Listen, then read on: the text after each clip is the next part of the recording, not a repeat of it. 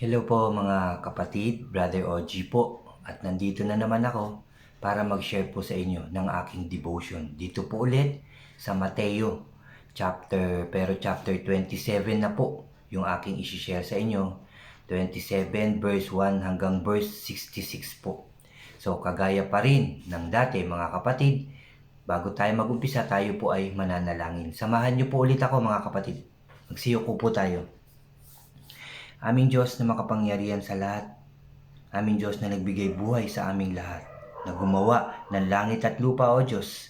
Maraming salamat sa pagkakataon na naman na ibinigay mo sa amin lahat, O Diyos, upang makarinig ng iyong mga makapangyarihan salita.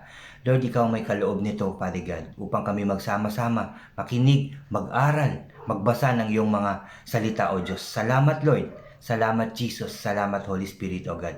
Lord, nawa buksan mo palagi ang aming mga puso't isipan upang maintindihan namin ng lubusan ang iyong mga salita at maitatak sa kailaliman ng aming mga puso, O Diyos. Turuan mo rin po ako, Lord, gabayan mo rin po ako samahan upang puro salita mo lamang, O Diyos, ang lumabas sa aking bibig. Lord, inaangkin na namin ang katagumpayan ng aming gawain na namang ito. Lord, pinupuri ka namin, pinasasalamatan, sinasamba at dinadakila, O Diyos. Sa tanging pangalan ng aming Panginoong Kristo, lahat po tayo ay magsabi ng Amen and Amen. At ito po ang aking channel.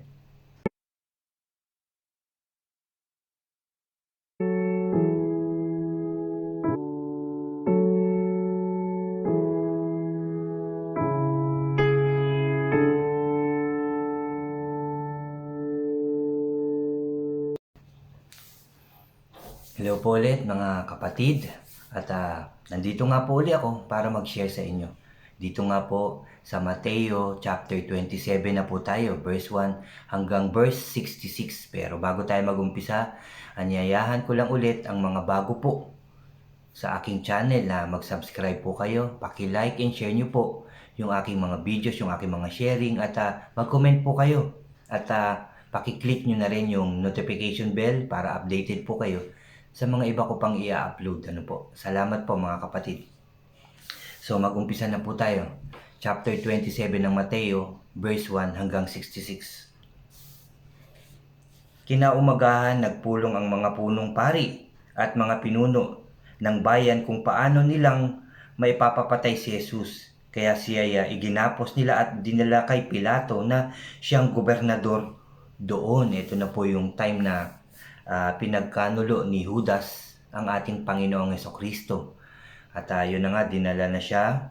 At dun sa 26 na ating nabasa at napakinggan, last time na aking sharing, siya po ay sinampal, sinuntok, ganun po ang ginawa sa kanya.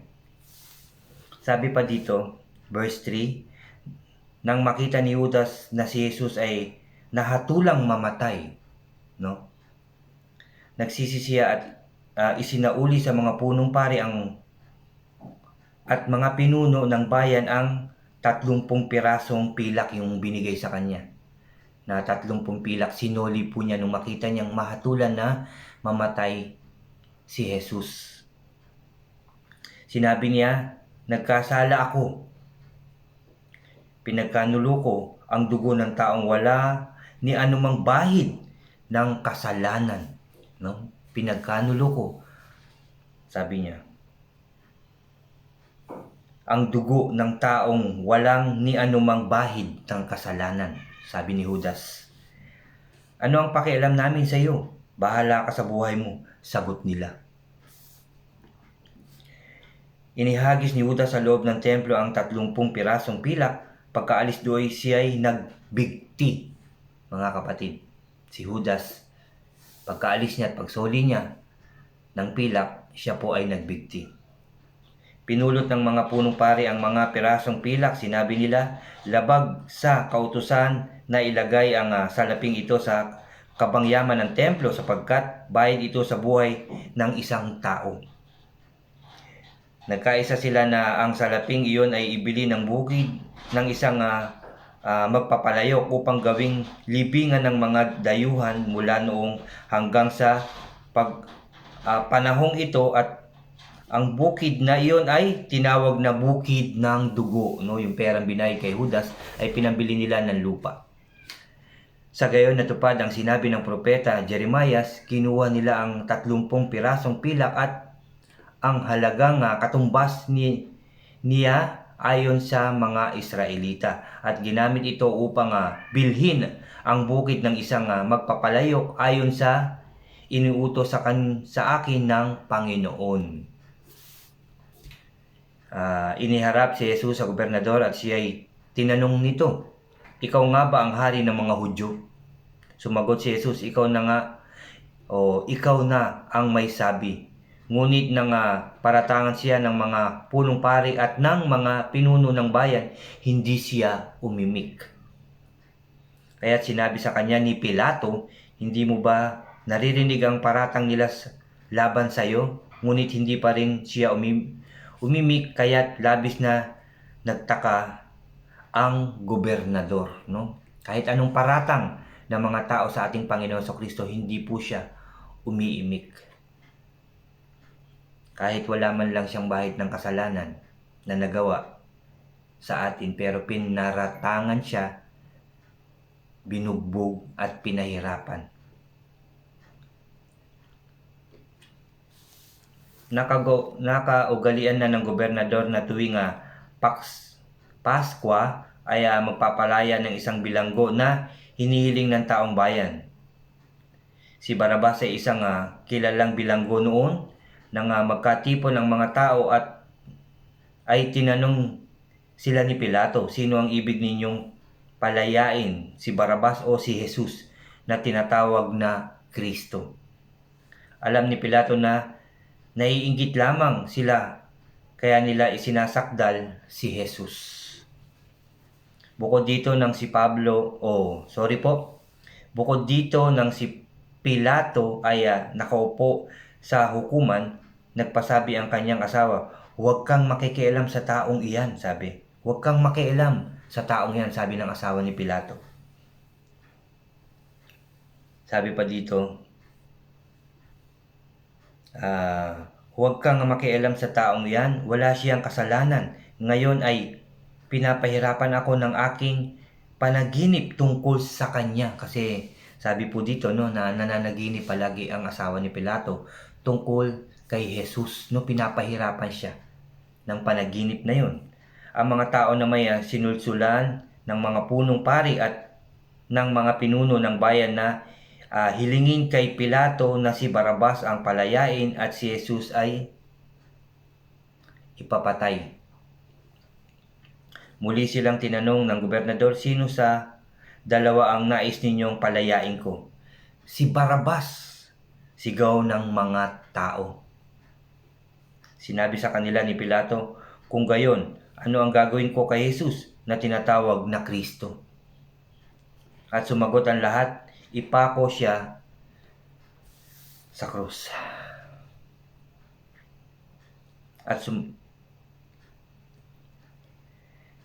Bakit ano ang nagawa niyang masama? Tanong ni Pilato. Ano ang kanyang nagawang masama? Sabi ni Pilato. Ngunit lalo pang lumakas ang kanilang sigawan, "Ipako siya sa krus." Nang makita ni Pilato na wala siyang magagawa at malamang pa'y magkagulo, nagpakuha siya ng tubig at naghugas ng kamay sa harap ng mga tao.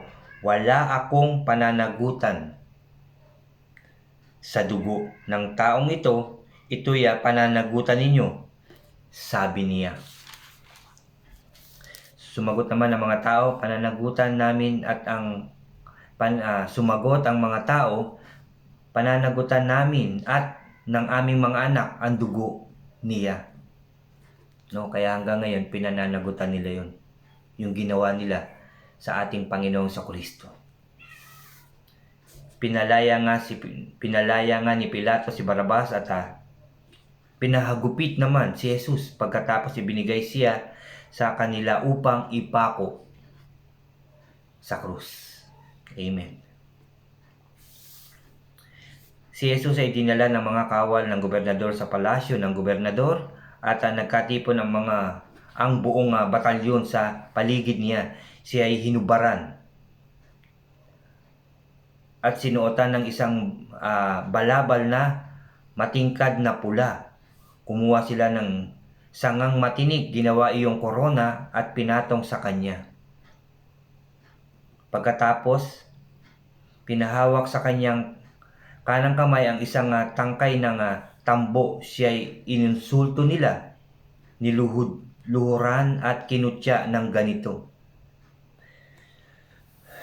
Mabuhay, mabuhay ang hari ng mga Hudyo. Siya'y pinagduduraan pa nila. Kinuha nila ang tambo at ito'y inihampas sa kanyang ulo.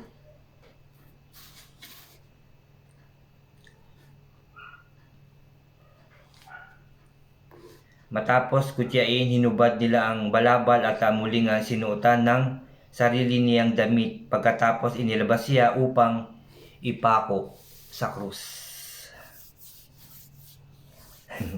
Napakahirap basahin, no, ng pangyayaring ito na ginawa sa ating Panginoong Jesucristo.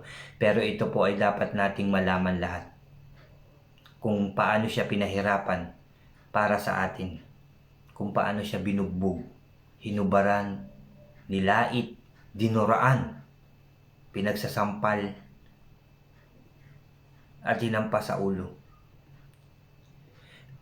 Yun po ang pagpapahirap ng ginawa ng mga tao dahil sa ating mga kasalanan.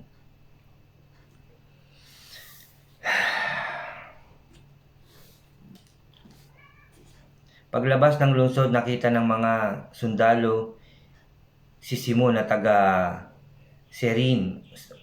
Pinilit nilang ipapasan sa kanya ang krus ni Jesus. Dumating sila sa lugar na tinatawag na Golgota, na ang kahulugan ay puok ng bungo. Binigyan nila si Jesus ng alak na hinaluan ng apdo, ngunit nang matikman niya iyon ay hindi niya ininom. Nang ipako na siya sa krus, pinaghati-hatian ng mga kawal ang kanyang mga damit sa pamamagitan ng palabunutan. At pagkatapos naupo sila upang siya'y bantayan, isinulat nila sa kanyang ulunan ang paratang laban sa kanya. Ito'y si Jesus na hari ng mga Hudyo. At may dalawang magnanakaw na ipinako rin sa krus, isa sa gawing kanan at isa sa kaliwa. Inunsulto rin siya ng mga nagdaraan. Pailing-iling nilang sinabi, "Di ba't ikaw ang gigiba ng templo at muling magtatayo nito sa loob ng 3 araw? Iligtas mo ngayon ang iyong sarili kung ikaw nga ang anak ng Diyos. Bumaba ka sa krus." Sabi ng mga taong nagdadaan doon. Di ba mga kapatid, totoo naman na giniba yung templo at muling itinayo sa loob ng 3 araw. Yun ay ang ating Panginoong Jesucristo. Kinutya naman siya ng mga punong pari, mga tagapagturo ng kautusan at mga pinuno ng bayan. Sinabi nila, iniligtas niya ang iba ngunit ang sarili ay hindi maligtas. Di ba siya ang hari ng Israel? Bumaba lamang siya ngayon sa krus at maniniwala na kami sa kanya, sabi ng tagapagturo ng mga kautusan. Nanalig siya sa Diyos at sinasabi niyang siya ang anak ng Diyos. Tingnan natin kung ililigtas siya ng Diyos. Nilait din siya ng mga magnanakaw na pinakong kasama niya, no?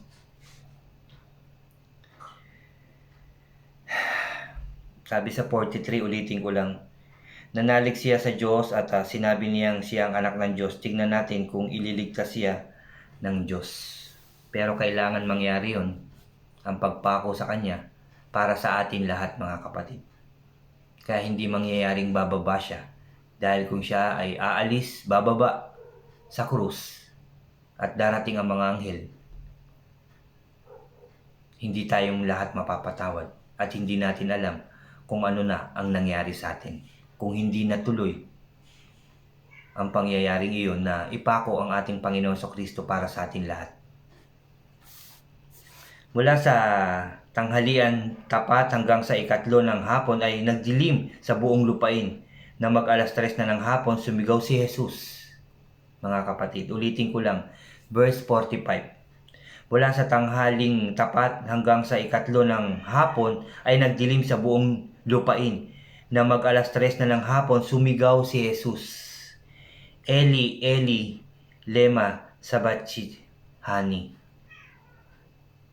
Ulitin ko lang, Eli, Eli, lema sabachthani, na ang ibig sabihin, Diyos ko, bakit mo ako pinabayaan? Ito'y narinig ng ilan sa mga nakatayo roon, kaya sinabi nila, tinatawag niya si Elias. May isang tumakbo at kumuha ng esponga. Binasa ito ng maasim na alak, inilagay sa dulo ng isang patpat at pinapasipsip kay Jesus. Sinabi naman ng iba, hintay muna, tignan natin kung darating si Elias upang iligtas siya. Muling sumigaw si Jesus ng malakas at siya'y nalagutan na ng hininga.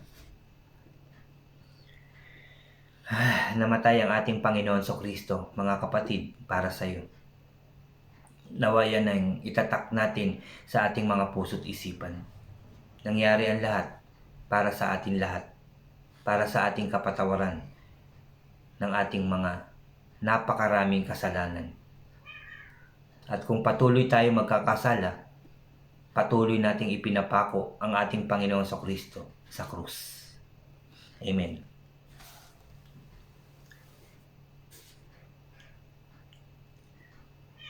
Sabi sa 51, biglang nahati ang tabing ng templo mula sa itaas hanggang sa ibaba. Nayanig ang lupa at nabiyak ang mga bato. Nabuksan ang mga libingan at muling nabuhay ang maraming banal na namatay, mga kapatid. Verse 51, biglang nahati ang tabing ng templo mula sa itaas hanggang sa ibaba. Nayanig ang lupa at nabiyak ang mga bato. Nabuksan ang mga libingan at muling nabuhay ang maraming banal na namatay. Lumabas sila sa libingan at nang muling mabuhay, lumabas sila, sabi sa 53, lumabas sila ng libingan at nang muling mabuhay si Jesus, sila'y pumasok sa banal na lungsod at do'y marami ang nakakita sa kanila. Nasindak ang opisyal at ang mga kawal na nagbabantay kay Jesus nang maramdaman nila ang lindol at masaksihan ang lahat ng pangyayari. Sabi nila, tunay na siya ang anak ng Diyos. Amen and amen. Pagsapit ng dilim, dumating si Jose at isang mayaman taga Arimathea na tagasunod din ni Jesus. Hiningi niya kay Pilato ang bangkay ni Jesus, kaya inutos ni Pilato na ibigay ito kay Jose. Nang makuha na ang bangkay, binalutan niya ito ng malinis na tela ng lino. Inilagay niya ito sa kanyang bagong libingan na ipinauka niya sa bato, no? Nagpagawa ito ng bagong libingan para sa ating Panginoon Kristo. Pagkatapos iginulong niya sa pintuan ng isang malaking batong panakip at saka umalis kasama sa paglilibing sina Maria Magdalena at ang isa pang Maria na nakaupo sila sa tapat ng libingan. 62, mga kapatid. Kinabukasan, pagkatapos ng araw ng paghahanda, sama-sama nagpunta kay Pilato ang mga punong pari at ang mga Pariseo. Sinabi nila, nagpunta ang mga taong ito, ang mga Pariseo na naman, no? Sinabi nila, naalala po namin na sinabi ng mapagpanggap na iyon noong siya ay nabubuhay pa, na siya ay muling mabubuhay pagkaraan ng 3 araw. Pasensya na po kayo, mga kapatid, no? Galaw ako ng galaw eh. May umiikot-ikot na naman sa akin dito. Hindi ko alam kung nakikinig ba o nanggugulo, no? So, ulitin ko lang po itong verse 62, mga kapatid. Kinabukasan, pagkatapos ng araw ng paghahanda, sama-samang nagpunta kay Pilato ang mga punong pari at mga Pariseo. Sinabi nila, naalala po namin na sinabi ng mapagpanggap na iyon na noong siya ay nabubuhay pa, na siya ay muling mabubuhay pagkaraan ng 3 araw. Kaya pabantayan po ninyo mabuti ang libingan hanggang sa ikatlong araw. Sabi pa dito, baka pumunta doon ang kanyang mga alagad at kunin ang bangkay at pagkatapos ay ipamalitang siya ay muling nabuhay. Ang pandarayang ito ay magiging masahol pa kaysa una. Sinabi sa kanila ni Pilato, kumuha kayo ng mga kawal at pabantayan ninyong mabuti ang libingan. Kaya pumaroon nga sila at nilagyan ng tatak ang batong pangtakip sa libingan at pinabantayan ito sa mga kawal. Amen and amen. So, dito po sa ating nabasa na naman ngayon, dito sa chapter 27 ng Mateo, hanggang 1 hanggang 66, no? Chapter 1 hanggang verse 1 hanggang verse 66 po. Sorry po. So, nakita natin kung paano pinahirapan ng ating Panginoon Kristo para sa ating lahat. No? Sa kabila ng pagpapagaling niya, pagpapakita ng napakaraming himala, no? Pagpapagaling sa may mga ketongin, pagpapaalis sa mga taong nasasaniban ng masamang espiritu, pagpapakain ng mga taong libo-libo, paghahayag ng salita ng ating Diyos. Sa kabila noon, mga kapatid, siya pa rin ay hinamak, hinusgahan, pinagkanulo, sinaktan, ipinapatay, mga kapatid. No? Nawa maalala natin ang ginawa ng ating Panginoon Kristo para sa atin lahat. Hindi lang sa akin, hindi lang sa inyo, kundi sa ating lahat at sa mga susunod pang mga henerasyon, mga kapatid. Ang ginawa ng ating Panginoon Kristo ay para sa ating lahat. Nawa maitatak natin yan sa ating puso, sa kailaliman ng ating puso. Ang sobrang pagmamahal ng ating Ama sa langit na ibinigay ang kanyang bugtong na anak para sa ating lahat. Para sa atin, mga kapatid, para sa iyo, para sa akin, at para sa atin lahat. Huwag po natin yung kakalimutan, mga kapatid. Salamat po muli sa pakikinig nyo na naman sa aking sharing ngayon. Bukas ay, sa susunod na aking sharing, ay dito na po sa chapter 28 po. Last po yun ng Matthew or Mateo. So, nawa samahan nyo po ako at sa mga susunod ko pang sharing sa inyo na darating po. Salamat po muli sa pagsama nyo sa akin. Salamat po muli sa ating Diyos. Dahil palagi niya tayong pinagsasama-sama upang mag-aral, makinig at magbasa ng kanyang mga salita. No? Siya ang may kaloob nun, mga kapatid. Hindi to aksidente lang na kayo'y napunta o nakarinig ng salita ng ating Diyos. Siya po ang may kaloob nito. Siya po ang may kagustuhan na tayo magsama-sama sa pangalan ng ating Panginoon Kristo para makarinig ng kanyang mga salita, ng mga ginawa ng ating Diyos, ng ating Panginoon Kristo para sa lahat ng tao, para sa buong daigdig, para sa buong mundo, para sa atin lahat. So salamat, mga kapatid, at muli tayo po ay mananalangin. Lalapit po ulit tayo sa ating Diyos na Ama na nakikinig palagi sa atin lahat. Magsiyoko po tayo. Aming Diyos na makapangyarihan sa lahat, maraming salamat na naman po sa iyong mga salita na aming narinig ngayong araw na to, sa iyong mga makapangyarihan salita. O Diyos naming makapangyarihan sa lahat, salamat sa iyong pag-ibig na hindi nagbabago hanggang ngayon. Salamat sa sobrang pagmamahal mo sa bawat tao. Ikaw ang gumawa sa amin, ikaw ang lumikha, ikaw ang nagbigay buhay. Kaya ganun na lamang, Lord, ang iyong pagmamahal sa bawat tao. Salamat, Lord. Salamat, Jesus. Salamat, Holy Spirit. At sa iyong bugtong na anak na ibinigay mo para sa amin. Salamat, Lord. Salamat, Jesus. Salamat, Holy Spirit. Nawa, lahat ng tao, hindi lang ako, hindi lang kami, Father God, hindi lang ang mga taong nakikinig ngayon, hindi lang ang mga pastors and bishops and leaders ay makakilala ng gusto sa iyo, Father God. Kilalanin ka ng gusto at tatanggapin na ang aming Panginoon Kristo ang aming tagapagligtas. Thank you sa pagkakataong yan na binibigay mo sa amin, O Lord. Salamat, Lord, sa pagkakataong yan upang kami magbalik loob sa iyo. Ikaw ang may kaloob niyan, O Diyos, na kami makalapit sa iyo ng buong puso at kaluluwa, O Diyos. Salamat, Lord. Salamat, Jesus. Salamat, Holy Spirit, O God. Lord, salamat din sa pagpapagaling mo sa lahat ng taong may karamdaman. Anumang klaseng karamdaman, walang imposible sa iyo, Diyos, dahil ikaw din ay aming Diyos na manggagamot. Lord, lahat ng nagugutom ay iyong muling pakakainin. Ang mga nalulungkot ay iyong pasasayahin. Aayusin mo ulit ang bawat buhay ng lahat ng tao. In Jesus' name, O God. In Jesus' name. Thank you, Lord, sa pag-guide mo rin sa aming mga presidente sa bawat bansa, kasama ng kanilang mga pamahalaan. Salamat sa katagumpayan na ipinagkakaloob mo po sila. Sa kanila, O God. Sa lahat ng kanilang mga mahal sa buhay, sa amin lahat ng mga taong iyong binigay. Salamat sa katagumpayan. Salamat sa proteksyon. Salamat sa biyaya araw-araw. Salamat sa kaligtasan, O Diyos. Salamat, O Lord. Salamat, Jesus. Salamat, Holy Spirit. Hindi nagbabago ang iyong pag-ibig sa bawat isa. Lalo-lalo na sa mga taong totoong nagbalik loob sa iyo. Nagsisi sa lahat ng kasalanan. Salamat, Lord. Salamat, Jesus. Salamat, Holy Spirit. Muli, Lord, palagi ka namin pupurihin, sasambahin at dadakilain, O Diyos. Ikaw lamang ang aming Diyos, O God. Salamat po, Lord.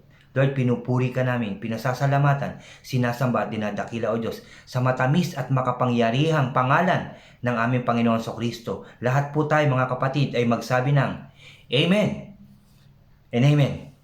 Amen po. Marami pong ulit salamat sa lahat. Mabuhay tayong lahat. At God bless po sa ating lahat.